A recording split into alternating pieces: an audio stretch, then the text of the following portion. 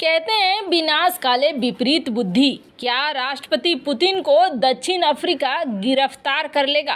International criminal court के order के अनुसार क्या साउथ अफ्रीका को ये करना पड़ेगा? जानेंगे क्या है मामला। तो वहीं दूसरी तरफ देसी बॉम्बर्स ने अब सबसे बड़ा तहलका मचाया है। भारत के इन बॉम्बर्स को देखकर दुनिया में मचेगी हलचल।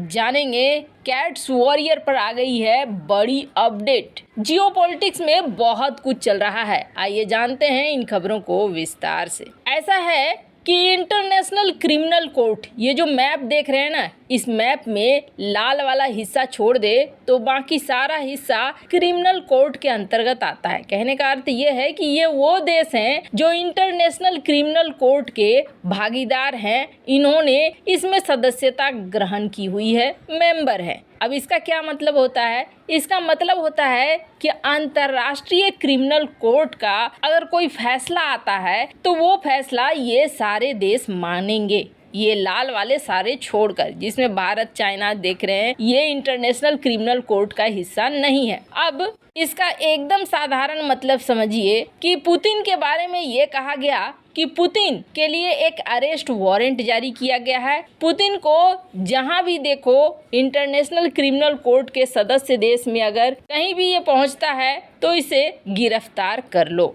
अब राष्ट्रपति पुतिन की गिरफ्तारी ये एक बहुत बड़ा मामला है। कहां पर हो सकता है इनकी गिरफ्तारी? तो आपको बता दें, दो जगह है जो इस वक्त बहुत ज़्यादा चर्चा में है। एक तो है ब्राज़ील और दूसरा है साउथ अफ्रीका। यहाँ पर अगर पहुंचते हैं राष्ट्रपति पुतिन तो यहाँ पर इन्हें कर लिया जाएगा गिरफ्तार, जिसमें बहुत ज़्यादा चर्चा में है रूसी मीडिया में कि जैसे ही दक्षिण अफ्रीका पहुंचेंगे राष्ट्रपति पुतिन, वैसे ही दक्षिण अफ्रीका इन्हें गिरफ्तार कर लेगा। अब जेलेंस्की भी दबाव बना रहा है दक्षिण अफ्रीका के ऊपर कि जैसे ही पुतिन पहुंचे वैसे ही गिरफ्तार कर लो। तो वहीं कहा जा रहा है कि अंतर्राष्ट्रीय क्रिमिनल कोर्ट भी दबाव बना रहा है कि आप जैसे ही राष्ट्रपति पुतिन पहुंचे यहाँ गिरफ्तारी कर लो। दक्षिण अफ्रीका के आगे में कुआं है तो पीछे में खाई है। क्यों खाई है? तो आपको बता दें, रूस ने ये कह रखा है कि इंटरनेशनल कोर्ट जाए भाड़ में। अगर किसी ने पुतिन को गिरफ्तार करने की कोशिश की तो याद रखना,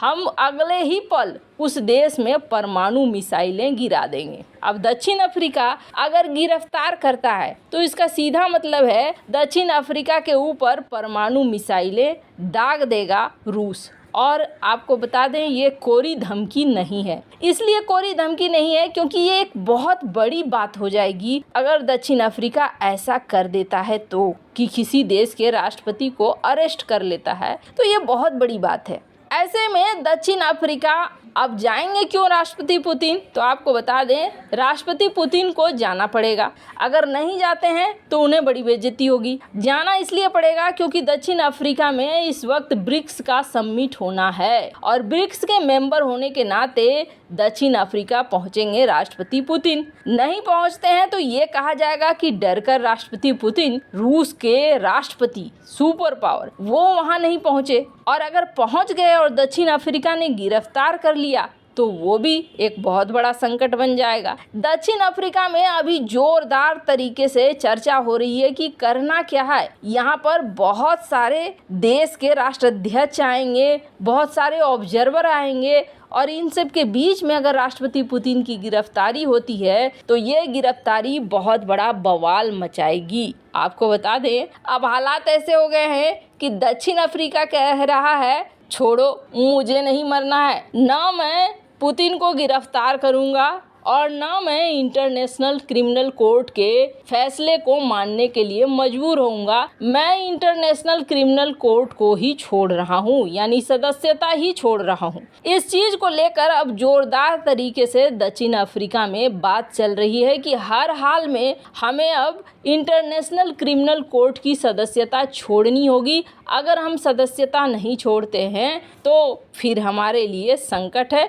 एक तरफ कुआं, दूसरी तरफ खाई है। बेहतर है कि हम दोनों में से बीच से निकल जाएं। खैर, आपको बता दें, साउथ अफ्रीका जाने के लिए जहां राष्ट्रपति पुतिन 2 बार सोचेंगे तो वहीं भारत के लिए ठीक इसका उल्टा है। राष्ट्रपति पुतिन भारत में 2 बार आ रहे हैं। एक बार तो कहा जा रहा है कि G20 की मीटिंग के लिए आएंगे और एक बार जो भारत की वार्षिक मीटिंग होती है उसके लिए आएंगे। खैर, साउथ अफ्रीका ने जो निर्णय लिया लगता है वो एकदम से सही है। भारत तो इंटरनेशनल क्रिमिनल कोर्ट का सदस्य पहले भी नहीं है, इसलिए भारत पर ये नियम लागू भी नहीं होता है। और एक मजे की बात क्या है, भारत को ये एप्लीकेशन, भारत को प्रस्ताव आया था कि आप इंटरनेशनल क्रिमिनल कोर्ट का हिस्सा बनिए, पर भारत क्यों नहीं बना था? थोड़ा सा इंटरनेशनल क्रिमिनल कोर्ट किस तरीके से पश्चिमी देशों के कहने पर चलता है उसको समझने की कोशिश कीजिए। भारत ने कहा बहुत अच्छी बात है,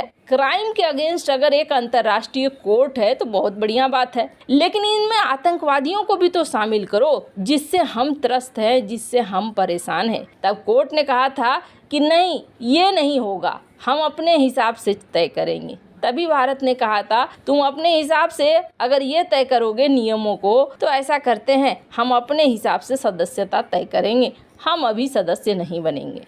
खैर, अब बात है कि पुतिन ने ऐसा क्या किया जिसकी वजह से पुतिन के खिलाफ अरेस्ट वारंट निकल गया। तो आपको बता दें, कहा जाता है कि जब युद्ध हो रहा था तब बहुत सारे यूक्रेन के बच्चे बेघर हो रहे थे। उन यूक्रेनी बच्चों को बचाने के लिए रूस का कहना है उन्होंने उन बच्चों को वहां से हटाकर दूसरी जगह शिफ्ट कर दिया। लेकिन अंतर्राष्ट्रीय क्रिमिनल कोर्ट और यूक्रेन का कहना है कि रूसी राष्ट्रपति ने हमारे बच्चों को किडनैप कर लिया। हालांकि बहुत समय से बच्चों को वापस यूक्रेन को लौटाया जा रहा है, पर इस बात को मानने से इनकार कर रहा है अंतर्राष्ट्रीय क्रिमिनल कोर्ट की ये बचाने की प्रक्रिया थी, न कि किडनैप करने की। खैर, जहां एक तरफ ये सब कुछ हो रहा है तो वहीं दूसरी तरफ भारत को बॉम्बर्स की ज़रूरत है। ये तो सभी एक्सपर्ट कहते हैं, डिफेंस के एक्सपर्ट खास तौर पर इस बात के लिए भारत को कहते हैं कि आप जल्द से जल्द बॉम्बर्स ले लें। यहाँ तक कहा जाने लगा कि ये जो बॉम्बर हैं, ये बॉम्बर भारत को लीज पे ले लेना चाहिए। अमेरिका ने जैसे ही युद्धाभ्यास के लिए B-1 बॉम्बर भेजा, वैसे ही ये भी देखने को मिला कि चाइना एकदम से अच्छी अच्छी बातें कर रहा है। पर कहते हैं ना, दूसरों के कंधों पर बंदूक रखकर चलाना बहुत ज़्यादा सफलता नहीं देती है। भारत ने कैट्स वॉरियर नाम की तबाही इसको बनाना शुरू कर दिया है, जिसके बारे में हमने आपको बताया था कि कैट्स वॉरियर ड्रोन का, UAV का एक ऐसा समूह होगा जो एडवांस हथियार, सेंसर, नेटवर्किंग, इन सारी चीज़ों से लैस होगा। आपको बता दें, ये बॉम्बर्स की तरह काम करेंगे, छोटे छोटे बॉम्बर जो कहीं भी आ सकते हैं, कहीं भी जा सकते हैं, रडार की पकड़ से दूर। इसको लेकर एक बड़ी खबर आई है कि 2024 तक ये फ्लाइट मोड में आ जाएगा, यानी कि फर्स्ट फ्लाइट 2024 तक देखने को मिल जाएगी।